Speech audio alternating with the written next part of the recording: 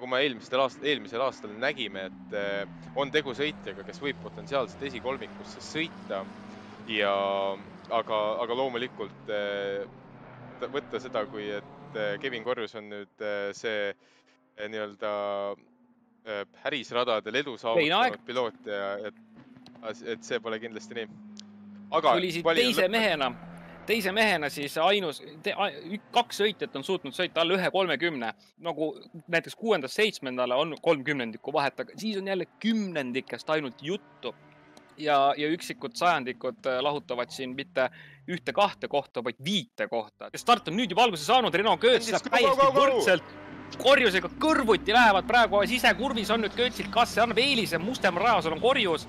Aga siin on meil Rene Suuk, kes Ferrariga, selle ees muidugi kiitus, aga kõik, kes julgevad Ferrarit proovida, minu kummardus alati, aga tundub, et midagi on vist pekkis. Vähemalt minu silme ees on ta tegemas ka, see nimi on minu jaoks uus, tundub, et on tegemas debüüti. Aga talle lennati lihtsalt külje pealt sisse praegu. Pidevalt pinges ja muidugi ka raats, kui siin Alviste võtab koha hetkel uustullu käest ära ja tõuseb top 20-sse. Ja siin meil nüüd on, kes meil on, Volt ja Ventsel on siin maid jagama.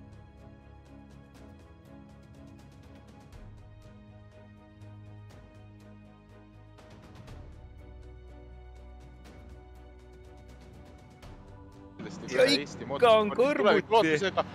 Ja kõrvuti, see on imeline, täielik. Ai, nüüd tuli, äärekivilt viskas vend. Ja siin siis meie sõiduliider, kes ongi selle võidurga nüüd ära noppinud, sõitsi nii ruttu otsa, Korjus siis teine ja suutis hoida Laiksood enda selja taga ainult 30. Kurg ja Parek on, keda meil on praegu oluline jälgida. Parek on parandamas, Laiksool on ka mingid tuhandikud ja kus meil on Volt andis aja ära. 10 siiski, Laupa on kaotamas, Kurg võib veel ka siin kohti tõusta. Ja suutis teha alla 1.29.9 isegi. Väga tugev aeg. Kurg ka siit nüüd andis viimase kurviga pisut jälle ära, aga 11 siiski. Ja Laiksoo, mis aeg? Suutis Köötsiga 1.29.795, 2 mees, kes suutsid 1.29.7 sisse saada ja Korjusel läks ka, jah.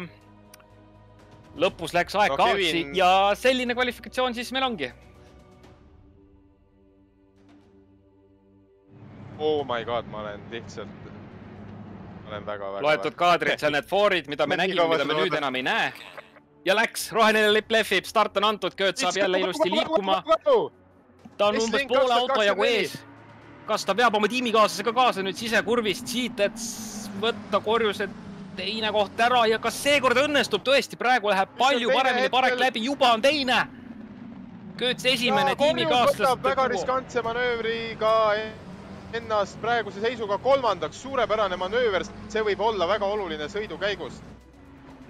Siit võib nüüd igaüks, et siin jälle väga hea screenshoti tegemise võimalus 45 minuti ja kas saavad puhtalt läbi, kui saavad puhtalt läbi, siis kõigile 4 kiitus ja kummardus.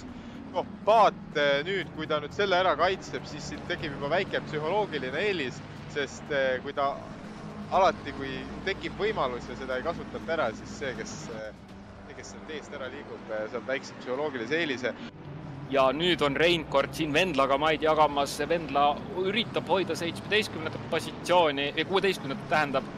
Ja hetkel on see tõsi, Reinkord kaotas 2 kohta selle manöövriga hetkel. Nüüd on 18. hoopis, Tiitus tõusis 17. Vahepeal oli ta meil pluss 20 siin võistlusrivis. Tegelikult mitte selles faasi väga kaugel ja Jõhperti vastu läheb Ventsel. Jõhpert, what the hell just happened? Silver sõitis välja. Kuidas, mis juhtus? Ma ei taha uskuda, et see oli sõitja viga, kas tõesti lihtsalt? Mäng jooksis kokku. Mäng jooksis kokku.